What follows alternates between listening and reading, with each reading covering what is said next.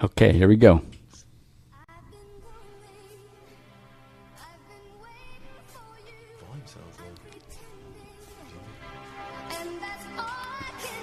Turn me up in the headphones. Turn them up. Dial on.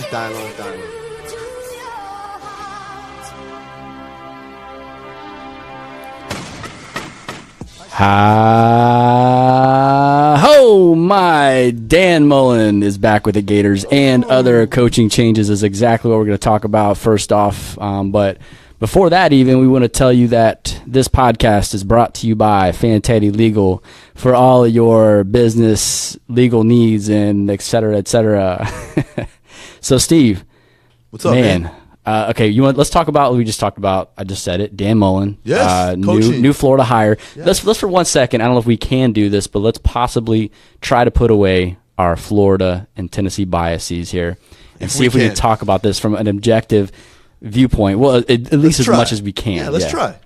All right, so Dan Mullen, obviously the safe hire for the Gators. I just keep hearing that word over and over. Safe. Safe is better than safe, though, if you ask me. I think so, too. I mean, obviously, we wanted Chip Kelly. That was the sexy hire. That was the offensive juggernaut that we wanted to. This fan base has been starved for offense for the past 9 years since Tim Teagle left. So we were really looking forward to some offense, and Dan Mullen might provide that. He presided over the Tim Tebow years, up until Urban Meyer left. Years. And the Chris Leak years. Man, you want to talk about quarterback whisperer. This guy, I mean, Alex Smith. We're talking about Chris Leak. We're talking about Tim Tebow, obviously. All trash quarterbacks that he made look good. Literally. No, seriously, though. It's true. Chris Leak's trash, but they won a national title with him. And Tebow.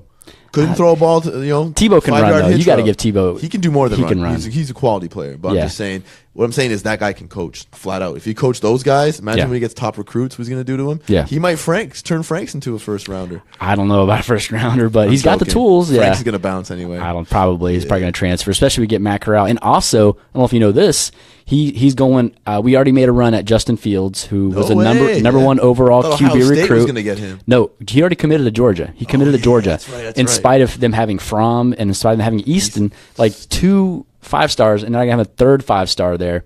So that's dumb by Georgia. You can over recruit, but that's not even over recruiting. I'm surprised he committed there, but he hasn't signed anything yet. So Dan Mullen is making another run at the number 1 overall quarterback recruit. The only thing I don't want to happen is Matt Corral is a great recruit as well. That's our former 5-star. He's a 4-star QB recruit now, and I don't want him to leave because we're going after Justin Fields, and he's a great recruit, got a huge arm. So hope he stays. So Dan Mullen, good hire. Great hire in my eyes. Well, I appreciate you saying that, but I do say that the upside of it is I would always be afraid with Chip Kelly that he would bolt to the NFL. He'd have 2 or 3 good years, bolt to the NFL. I do believe that Dan Mullen will stay for the long haul. Maybe be there for 10 years, something like that. I'll make it easy for you. Chip Kelly will never go back to the NFL ever again, just so you know that. So I can stamp that today. Oh, 100% he will. Okay. It's too fast for him. He doesn't have enough control, and his systems don't work there. And his systems wouldn't have worked at Florida.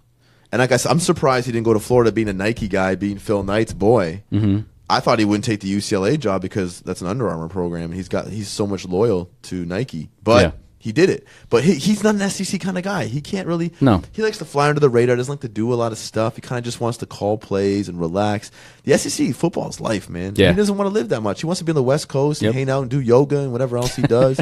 And that's what they do. Just picture that, everyone. Picture Chip Kelly in yoga pants right now.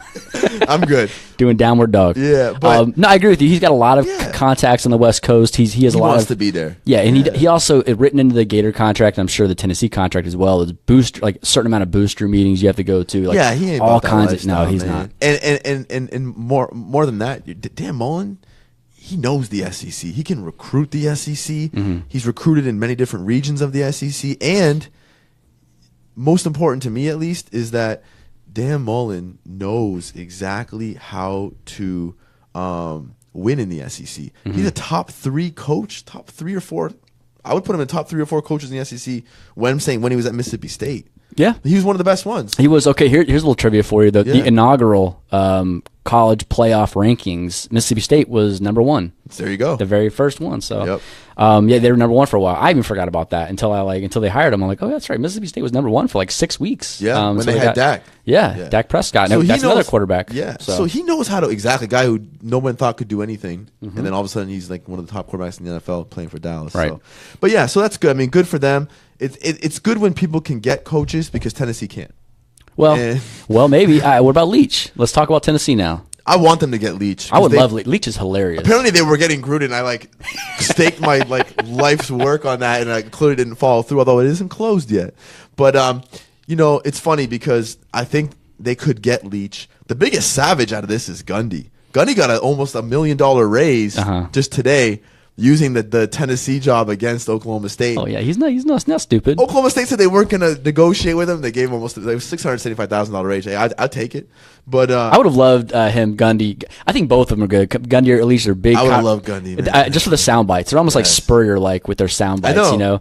Like Gundy with the mullet. He would have fit right in the SEC country. Oh yeah, bro. he would have. He would have. God, he would have fit in, especially but Tennessee. He's an alum there, so yeah, no, he wasn't going to leave. And Yeah. He's 2 Lions. I mean, I thought he was close. I mean, he had a $3 million raise a year, and he didn't take it. It's surprising. Something probably brought him back home. And I know he's an alumni and all that, and he's got family there. But Tennessee is just fumbling it. But today they picked up the ball. Yeah, they did in a big way, and they got Phil Fulmer to now be the AD to help with the coaching search. And it's funny because there's a conspiracy behind this. Oh, is there a conspiracy? Are you sure? I'm going to tell you what it is. And it's funny because the reason why there is a conspiracy here and people aren't seeing it, it's that's what you're here for, though. That's what you're here for. I'm just here to make sure that people know. Okay. Because Tennessee knew all along they weren't going to get Gruden. Oh, they knew a smoke screen. Huge smoke screen. They held out on Shiano. They could have given it to him, but they didn't. They could have just told the fans relax, okay, like Aaron Rodgers does. But they knew who's their guy all along? Phil Fulmer's their guy, right? Not as the AD. He's coming back to coach. What? They're not going to be able to find anybody. The recruiting periods are upon us, and they're going to close fast. Wow. And they're going to have Phil Fulmer not only do the recruiting, he's going to end up coaching this team. Is it going to be the AD and the coach, the first AD/coach in the country? He's not Barry Alvarez, but he's close. But he's going to have to. They're going to have to find somebody else to fill in. Peyton Manning's going to fill in as the AD. Wow. And Phil Fulmer's going to coach this football team until they can find a coach. Okay. 1-2 years. That's what I'm hearing. I like it. From my sources. You know where these sources are? Michael Flynn gave me these sources. Yeah. These are deep in the Kremlin, bro. So I don't know how they're going to turn out because he just pled guilty today. I was say, was this part of his plea deal? Was he had to reveal his sources? All the Russian sources came out, and this was in the mix. So I picked them up. And I'm running with them. Well, I believe this one because the last one you said with the groomers, you said Gruden. Yes. You said these aren't even in the Kremlin. You said these are just out there. So I didn't. Yeah, I was right to not believe those sources. These are deep in the Kremlin. These are now credible. I believe it. These are credible. Credible sources. Yeah, credible because there's indictments going on. Peyton Manning's got to take over the AD, and Fulmer be the new coach. We'll see. That's what I think this is all about. But in all seriousness, Mike Leach gets this job. He should take it. He'd be a fool not to because in the SEC, the recruits that he'll get, this is what he's wanted because he's a high-powered offense guy. Yeah. And he loves to throw the ball around. The SEC is mostly a predominant run-oriented system for all the schools because you get big running backs at the SEC, but the spread is taken over. And you've seen it with Auburn and Jared Stidham. Mm-hmm. And you spread it out and you hand the ball off to the running backs. You need both. So Leach's system would fit well here right now. I think so, for too. the recruits they're getting. So we'll see what happens. Yeah. So tell me more about Leach. Like, what's his background? Like, where do you know where he came from? Where he graduated? Leach was a lawyer before he was even a football coach. Really? He went to law school. Didn't know that. Didn't want to practice law very long. And started coaching high school and then got in as assistants at some colleges. And his big job that he got was at Texas Tech. Okay. And he coached there, and he coached multiple quarterbacks that set records in the NCAA, like Graham Harrell, Cliff Kingsbury, who's now the coach at Texas Tech. So he's coached multiple players that were able to get to the NFL. He even picked up Wes Welker, gave him a chance. Wes Welker, by the way, no school offered him a scholarship except for Mike Leach. Wow. So this guy, he's got the eye. He can get quarterbacks to do what you want them to do. Guess who else he recruited? Who? Baker Mayfield. Man, that's Baker yeah. there. I forgot he was there before. Cliff Kingsbury ended up stepping in and taking over for Baker when Baker was coming there.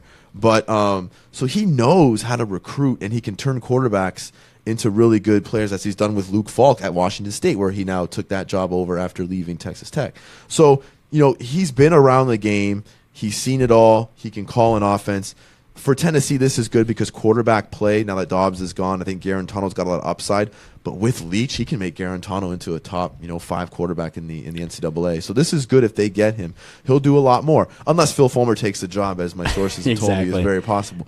But let's just look at the reality. For the sake of entertainment value in the SEC, I hope he takes the job. Oh, the quotes will be crazy. Oh my God. That's your Spurrier quote level. He's going to give me more than Gundy would. Oh, and he's going to get more exposure too, being in the SEC.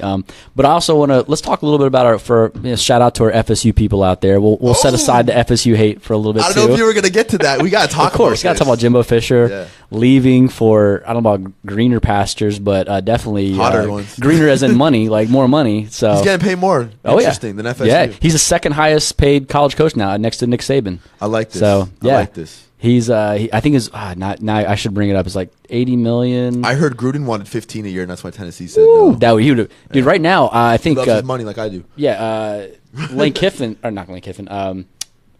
Alabama's coach Nick Saban is making I think $11 million a year. So he would Harbaugh's making 9 or something like that, right around there. He's second I think is Dabo Sweeney is a second, but Harbaugh's up there. He got a raise after winning the right, exactly. He just got a raise in May. Yeah, so Harbaugh's in the top 3 or top 5. Yeah, so that. Dude, I love Gruden, man. I don't blame him. Why not, man? Why not? He doesn't want to come back anyway. He enjoys his cushy job. Why not see if he can get $15 million a year? I don't blame him. Yeah, why not? Yeah, press it. And if you get like, damn, they're actually going to give this to me. All right, I'll coach. He's getting there the Corona money, the Hooters money, ESPN, Gruden's quarterback camp. He gets to write his own check, man. But I'll tell you this. I wouldn't leave Florida State. I'm surprised. Something had to be really bad. Well, to me, that's a top 3 job in the country every year. I don't know about top 3. It's top 10 for sure. I don't know it's top 3. If you're going to coach, I want to coach either Florida State. I want Texas. I mean, the next one, I'd probably say Alabama or the Gators if you want to round out 4. To me, those are the best jobs in the country. Notre Dame at 5 just because of the prestige and the alumni base. But Florida State, man, you got the NFL draft picks that come out of there every year. The recruits want to go there and play. Who takes this job is what I want to know since he's gone to A&M. Yeah, well, that's the thing. The candidates so many candidates are already out of the running or said they're not interested in taking other jobs. And so I've heard Sumlin. Okay, good. I was going to tell you who I could. Wouldn't that be funny? I would love that, by the way. I want Tennessee to get Sumlin. I wish they would. God, I think he's an amazing coach. I love Kevin Sumlin. Charlie Strong. Not going to happen. I don't think so either. He either. ain't leaving. Ready for this? Scott Frost still available, though he's going to probably take Nebraska. No, he's going to Nebraska. But it'd be interesting because guess who else is available in the Sunshine State who would just light this up? Oh, Lane Kiffin? Yeah, my boy. I'm telling you, Florida State, get him right now. Please do. Again, for the entertainment value. Oh, my God. If you think I hate Florida State now, I will hate them even more. You're having a problem with quarterbacks and offense this year, which you had, barring the injuries that Florida State had. This guy will turn. You've seen what he did at Alabama. I'm telling you, man. He is ready to go. And he's listening to offers, believe it or not. He is. I mean, he's ready to go. And I think that is, honestly, he's the best coach available from a perspective that's available. From being able to, you don't have to hire an offensive coordinator. He can do both. Every other coach out there, you probably can't do both. Scott Frost might be an exception, but I don't think he's ready to do it at a level like that. The thing about Scott Frost is that he's unproven. Right now, he's done it at UCF. That's what I mean. It's easy to call plays at UCF. He's young. I mean, he's like the hot prospect coach, but I mean, Lane Kiffin's done it on a high level. For many years. And that's why I think he's the best coach available for that reason. He can do both. He can mold your quarterbacks. Dan Mullen would have been, but he already took a job. So that's why I say Lane Kiffin's the best available to do both. I mean, my FSU hater side wants him to pick a really bad coach. But the thing is, man, right now Florida fell off. We haven't won. They've beaten us 5 years in a row, and it's kind of frustrating. But before that, we beat them like 4 years in a row, and it's not even fun. Like every year is a foregone conclusion. We're gonna whoop FSU. Yeah. It wasn't even fun because like the FSU, I want us both to be good again. Yeah, where every year you don't know who's going to be. Exactly. That's what I like. The same thing with Tennessee. Florida and Tennessee. Florida's always had the upper hand. Tennessee never really gave them, except for maybe 1999. But other than that, and last year. Well, last year. And it should have been this year if they played prevent. 1 out of 14. 1 out of 14 years is not bad. Okay. Anyway. I can't say nothing because we did get whipped all the time. But regardless of that. Okay, so any other coaching changes? I'll be very curious to see. I think Herm Edwards is going to take Arizona State. I heard it's not done yet, not locked in. I heard it's pretty much done. I heard in principle they've got it. So I think he's. Let's talk about sound bites. They're not going to be in the SEC, but you're going to get them in college football. That's why you play the game. Oh my God, I can't wait for him to coach. Tennessee, I'm surprised didn't show interest in him. Yeah, why not? I think it was too late. I think they were still dealing with Schiano and Gundy while Arizona State already was courting, for lack of a better term, Herm Edwards. And I think Herm wanted to be out there. I think he wanted to be in that area. I don't know if there's an strategic advantage. I don't even know if he's from that area. I don't think he is. I thought he was an East Coast guy. I'm not sure either. But I know he played for the Eagles and stuff when he was in the NFL. But I do know that, that's interesting to see that once that job's taken, the high-quality jobs left. I mean, Nebraska, Florida State, and Tennessee are really the only three that need to be filled to me. And Nebraska, I think, is a foregone conclusion. I'm pretty sure Scott Frost is going to that's a take that job. They want a guy who knows, who the fans love. He'll be able to recruit the crap out of the state because of his notoriety and all the people that will be telling him, you might have just been born when Scott Frost graduated from Nebraska, but all the parents and the people will tell you about him, and they're going to send their kids there. So he can get the top recruits out of the state. Nebraska's not known for having that great a talent in state, but people enough know that he's respected, and the fact that he's gotten to know the Florida area, he can pluck recruits out of Florida and go to Nebraska if he can. Yeah, too. he's established some. So we'll see connections here. Yeah. All right, well, let's move on to some Heisman Trophy candidates. All right. So you're telling me a little bit of a hot take before we got on the mic here about Baker Mayfield. I mean, I still think it's a foregone conclusion that Baker Mayfield is going to be the Heisman Trophy winner. Should be. But let's. I mean, you have some of these voters who think that the Heisman also you should be like moral and not be I don't know, grabbing your junk and looking at the Kansas. There's a lot of Heisman winners who've committed a lot of crimes. Yeah. Done a lot of bad things. I'm not going to say who they are, what they've done, but you can use your imagination. Some of them won in the '60s and did some things. Some of them might be the current quarterback of the Buccaneers. No, I don't know. Maybe you're right. It's alleged. It's all alleged. Yeah. But at the end of the day, this is the question you have to ask. If you don't vote for Baker Mayfield, then who is it?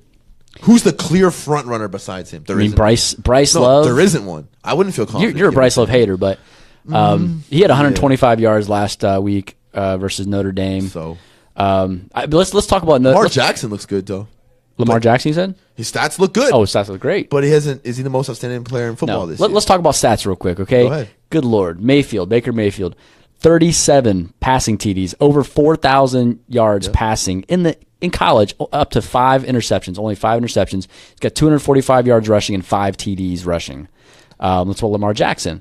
25 TDs, $3,500 yards passing. That's what they're paying him every week. But, I mean, this isn't surprising. Rushing, he's got almost 1,500 yards rushing and 17 rushing TDs. So, this is perfect. Stop there because this is going to answer all your questions. You ready for this? I'm ready.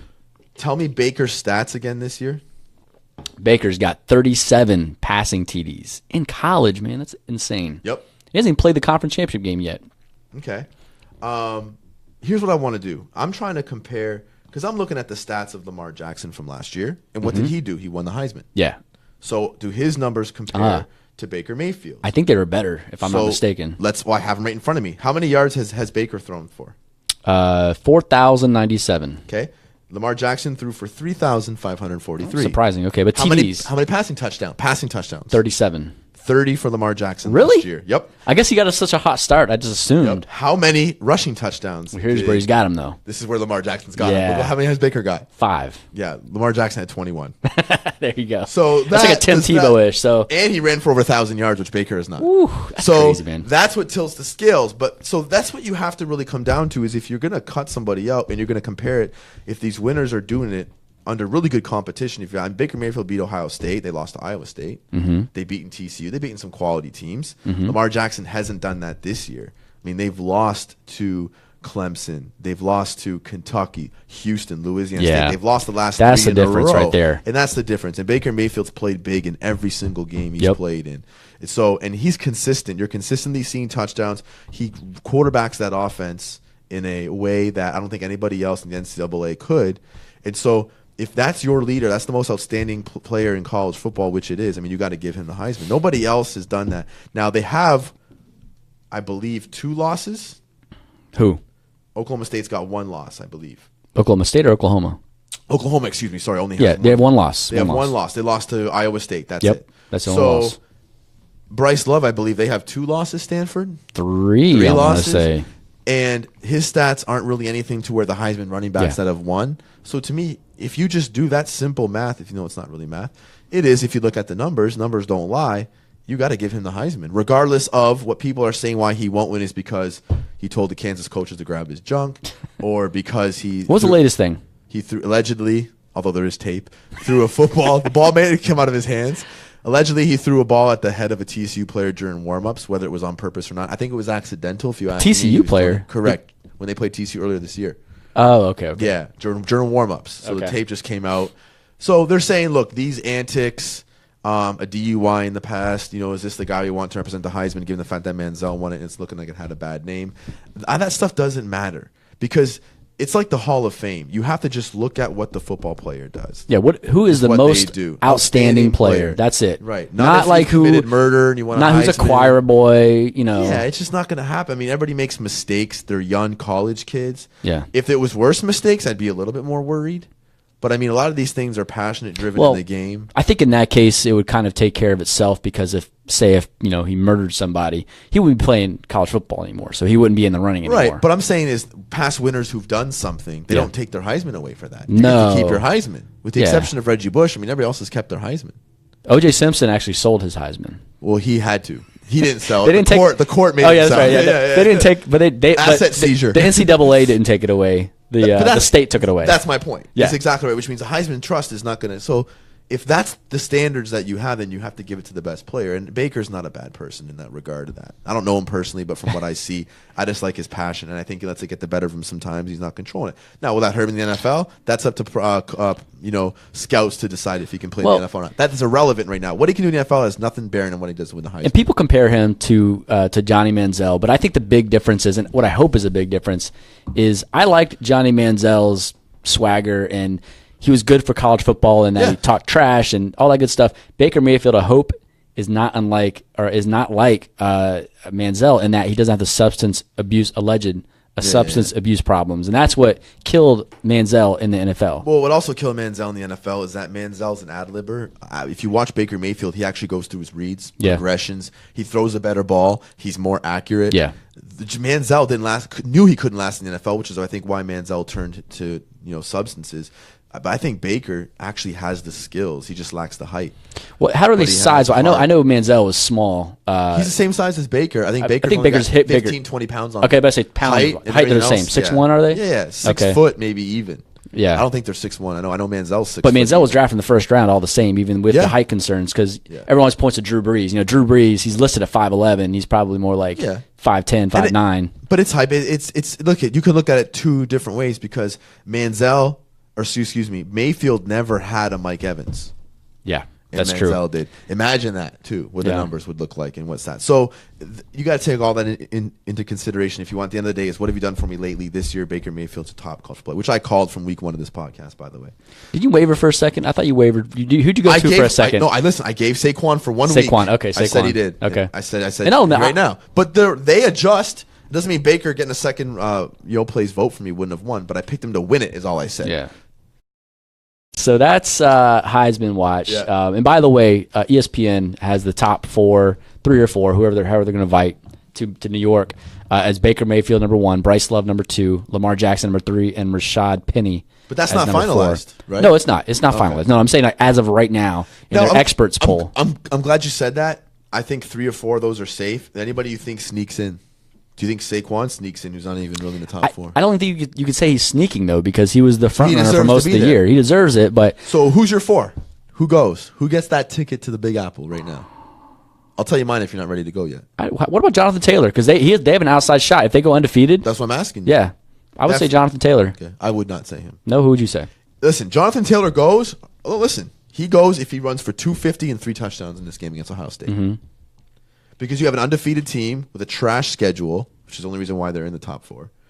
And he's got good numbers. 1,800 yards rushing, 13 rushing TDs.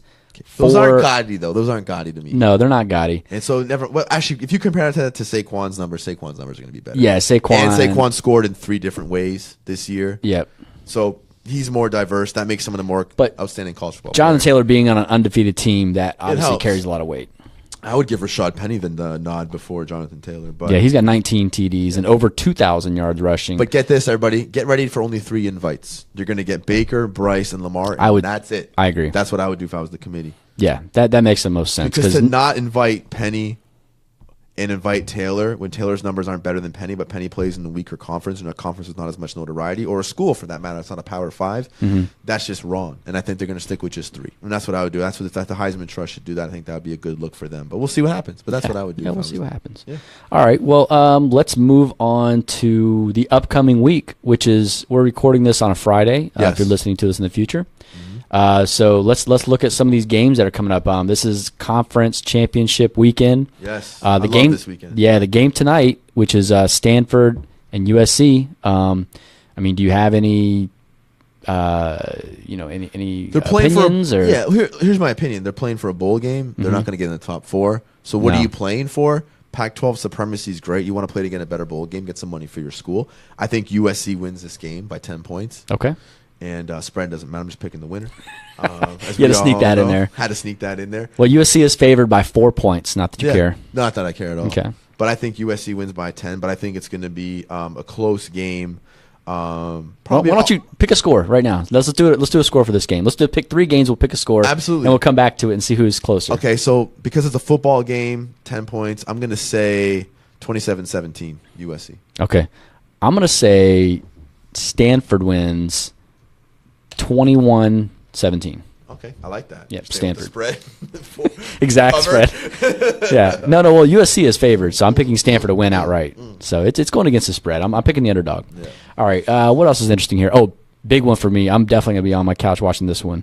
TCU at Oklahoma. Oh, absolutely. Obviously, got to watch Baker Mayfield in one of his last appearances in a college football game. And their season's on the line. Yeah. They will be in the Final 4 if they win this game. Absolutely. No one's going to bump them. No one's going to jump them. If they're a one-loss team, they're going to be in. Yep. That's it. So that's what matters for this. And that's a trap game.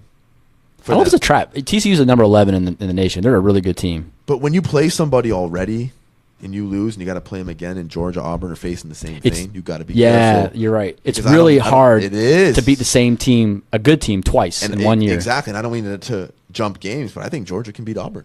And I think that's going to happen. Oh, man. Good thing Law's not here. By the way, shout out to Law. He's feeling under the weather. We're taking over for tonight. All y'all feel better. Yeah, exactly. Yeah.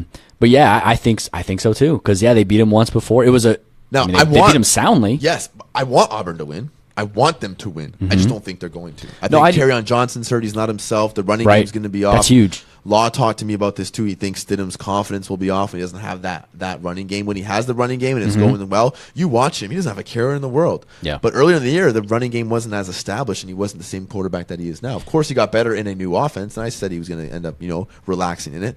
But in a game like this with the pressure on the SEC championship game, if your confidence isn't there and you're not confident in your running game, and then you force Auburn to be a one-dimensional team and just force you to throw against Georgia, it's going to be more difficult to win the way they did again. And I think Georgia wins this game. I think Kirby Smart, being the defensive genius that he is, I think he maps this one out, and I think he gets Georgia the victory.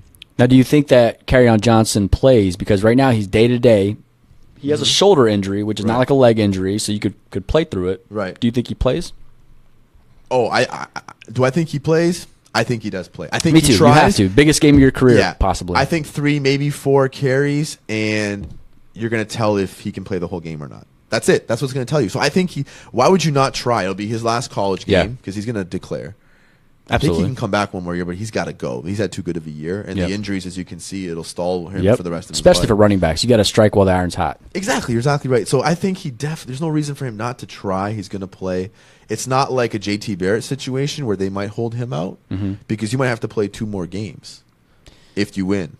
If they that'd be great. If they get in. Exactly. But the problem is this. I mean, I don't want to jump too far because now we're going to ratings versus games, but I think they connect too well, so we have to talk about it. Is, when you look at the rankings, you have Ohio State at 8 right now. Are they too far down? Like, what's going to happen? Auburn's going to have to lose. Yep. Wisconsin's going to have to lose. Oklahoma's going to have to lose. The problem is Alabama moves in. You have a 1-loss Georgia. Miami, I don't think they're going to beat Clemson. They're going to have 2 losses. Well, yeah, let's talk about what's the foregone conclusion. Right. Obviously, winner of SEC championship game is in. Georgia, ACC Auburn. championship game, though, are they in? Yes, I think absolutely. Whoever a wins a 1-loss Miami would get in. Yes. Okay. I think so. I think people are forgetting that Miami was undefeated the entire year. Yep. They stumbled at the end of the year, which is way worse than stumbling is. at the beginning of the year. Yep. Ask Oklahoma. Yep, exactly. If they lost late, they wouldn't be in the top 4 right now. Nope. They lost to Iowa State like week 4 or 5. Yep, and that's why they're so strong right now. Yep. So I definitely think Miami gets in if they beat. I mean, Clemson's the number 1 team in the nation. If you beat the number 1 team in the nation, I don't care if you have 1 loss, you're in. You know. Now, if Wisconsin's going to lose, they'll be guaranteed to get in. But I don't think. I mean, if Wisconsin loses, can Ohio State climb? Yeah, let's talk about that. So that's the big issue right now. Yeah, so obviously Ohio State would be out. Who would be the third then? Alabama's going to get in. If any of the top 4 teams lose, Alabama's getting in. You could put a one-loss Alabama who didn't even make their conference championship game over an undefeated Wisconsin who just beat Ohio State. Absolutely, because when you play the SEC schedule and you beat teams that Auburn lost to and they're in, you got to jump Wisconsin. They've played nobody. The best quality team they beat was Michigan. They're beating Ohio State in this scenario. True. A 2-loss Ohio State team right now. Okay, let's think about this. Alabama. Who's Alabama played this year? They played no one. LSU, Ole Miss, Texas A&M. LSU's decent. That's probably their best win. Okay, Auburn lost to LSU. Right. Okay. But I'm saying, I'm giving you that one. That's their best win. Okay. The rest of the SEC schedule that they played just so happened this year to be down. They're opening Florida State. They played Florida State in their opening game, which is supposed to be and they beat a huge non-conference game. Got hurt, though. Unfortunately, Florida State is way down this year, so that is not a quality that game, win. They weren't way down. It doesn't matter. But Francois got hurt in that game. Exactly. But he got hurt at the end. Alabama already had that game in hand. It doesn't matter, though. So to me, they beat a quality FSU team at the start of the year. But you look at the full body of work right now, and that is not a quality win right now. So Florida State's not a quality win. At the time they beat them, that was a quality win. No, you don't just trash now. Yeah. You just ignore that. No, you see Florida State's not a good team. You've seen their body of work. They're not a good team, so they beat them. No, you're missing the point. No. When Alabama played them, they played Florida State when they had their best quarterback available. Yeah.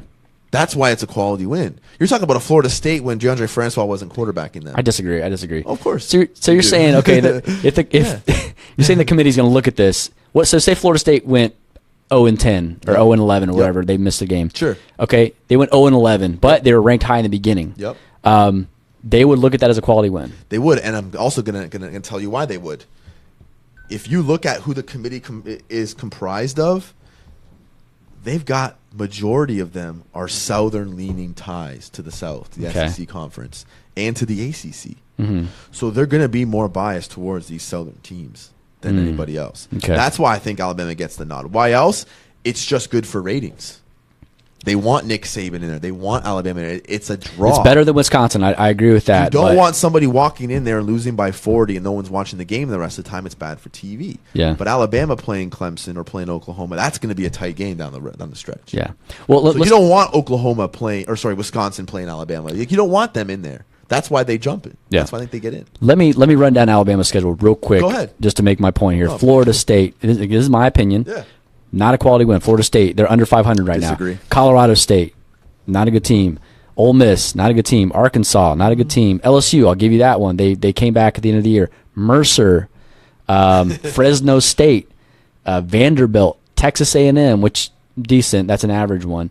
Tennessee, we know the story on that one. And Mississippi State's not a bad they're good. When they had win. Fitzgerald, they were quality. Yeah, they're pretty good. And then they lost to Auburn. So I think your argument that Wisconsin didn't play anybody, I agree Alabama's strength of schedule more difficult than Wisconsin, but Alabama's strength of schedule is nothing to write home about. It's not great. But if you compare Alabama's schedule to Wisconsin, you do agree Alabama's got a tougher schedule. I agree. I but not make sure I would fall in my chair if you said no. Yeah, but it's not like huge. It's not like no, it's huge. No, it's closer than you think. When you got to play Northwestern one week and then Alabama's playing Mississippi State or LSU, anybody else, it's just harder competition every week. You can't. To me, there's a big drop off.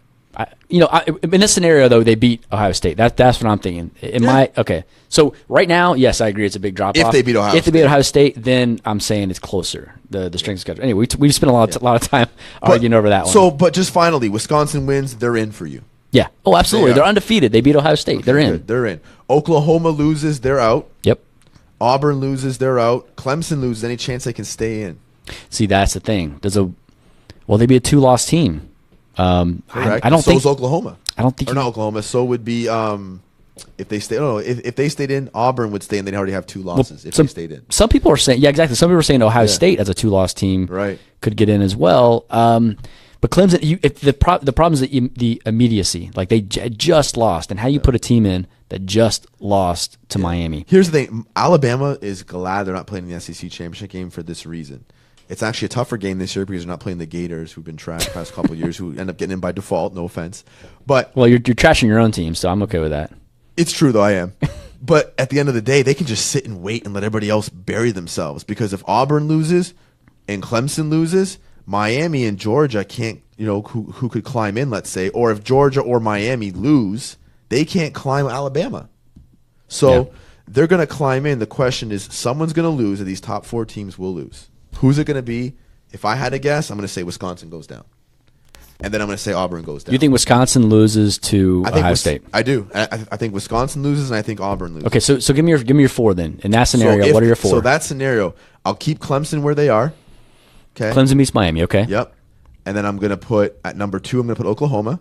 Okay. At number 3, I'm going to put Alabama, and then number 4, Ohio State. What about Auburn or Georgia? Well, I've got Georgia beating Auburn, but I don't think that they're better than Ohio State. Really? That's mine. That's my committee. Bro, I don't think they're going to You call yourself an SEC like? Oh yeah, apologist for sure. You're an SEC apologist, and you're saying the winner of the SEC championship game does not get in? Correct. Too many losses. Disagree with that. All right. Yeah. So I think you're right. By the way, the committee won't do that because of their Southern ties I talked about. Yeah. But that's my Final Four that I want. Right. That's my dream scenario. Okay. Sorry. What's going to happen? Correct. The winner of the SEC championship game is going to be in the Final Four in some way. Okay.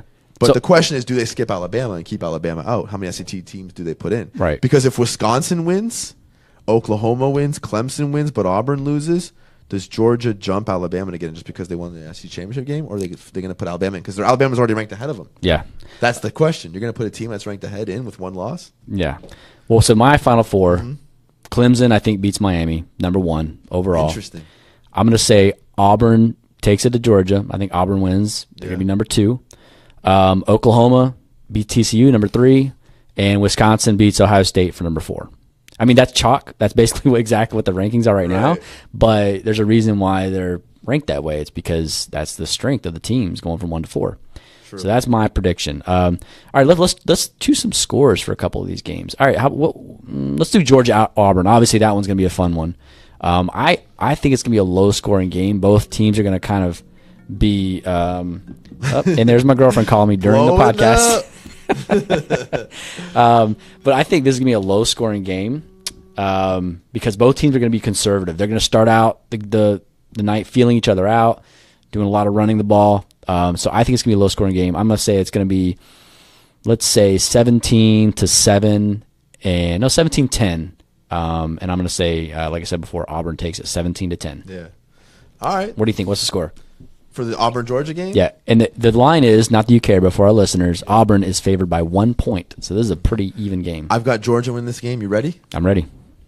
35-17. Ooh, you think it's a high-scoring game. You think Georgia takes it to them. Well, I do. I can see that because I can see Sony Michel and Nick Chubb in one of their final games for Georgia just running all over them. And Georgia or Auburn just kind of, Johnson's out. Well, that's why I tell you, I think time of possession, this is what wins this game. If Georgia can control the ball, keep Auburn off the field, whose running backs are not going to be healthy, I think you're going to have Auburn having more 3-and-outs than they've had most of the year in this game. And then I think with Georgia grinding the clock down, they're going to be able to keep Auburn off the field. They're going to put more points up. They're going to grind down on Auburn's defense, which is actually pretty good. At least their front seven. Yeah, their front seven is awesome. Front seven's solid. But after that, I think they're able to escape and just impose their will and win. I think it's going to be 35-17. Now, how much do you? Now we're both assuming that Johnson's out. If Johnson's in, do you change your prediction? No, because I think if he plays, he doesn't last past a quarter. Okay. But I don't have the medical reports. I'm just going off what I've seen. Right. So don't take that too far. No, I agree. You see, like just like you saw with Fournette last year. Fournette, his ankle was messed up the entire year. Correct. They threw him in there. He would have like 10 snaps or something, 10 touches of the ball. Yeah. And he was mediocre. He wasn't that great. No. And I'm worried about that because you take a beating in the SEC, man. He does. Yeah, absolutely. All right. So you ready to close things out here? Yeah. Anything else? I think we're good. Well, talk about one other thing. Install for a second while I pull up our outro music. Yeah, but I'm wondering what was it you want me to talk about? Well, what I want you to talk about is Miami-Clemson. What do you think about that game? We didn't talk about that one. I mean, I think Clemson wins. I think Clemson only wins by a touchdown. And I wouldn't be surprised if Miami win. Listen, I would love to see a Miami victory because it would just ruffle everything up, and I love chaos. But I just love Clemson too much. I want them to play in the Final Four. I love watching Kelly Bryant play. I love that team, and so we'll see what happens. Your boy asked us about Phil Fulmer. We did talk about it. I don't know if he chimed in late. Oh yeah, but he put a message on Facebook Live. Did he? Yeah, we need you to come back on the pod, man. We'll do one more. Oh, Joe. Shout out to Joe. What's up, man? Shout out to Joe. We need you to come back on with all of us. Well, at least we know, and this is I'm notorious for every time that I'm in the captaincy here, taking Law's place, trying to DJ this, I screw something up. I'll mess up my audio, or I won't hit the Facebook Live or something. So hopefully this one turns out right. But all right, so we're gonna get out of here. I found the outro. We're shutting it down. Watch the games. We'll talk about them next week. Yep. And we'll talk about that Final Four and what's going to happen with that. And hopefully there'll be some new coaching changes. There you go. Those jobs will get filled, I should say. Later. See ya.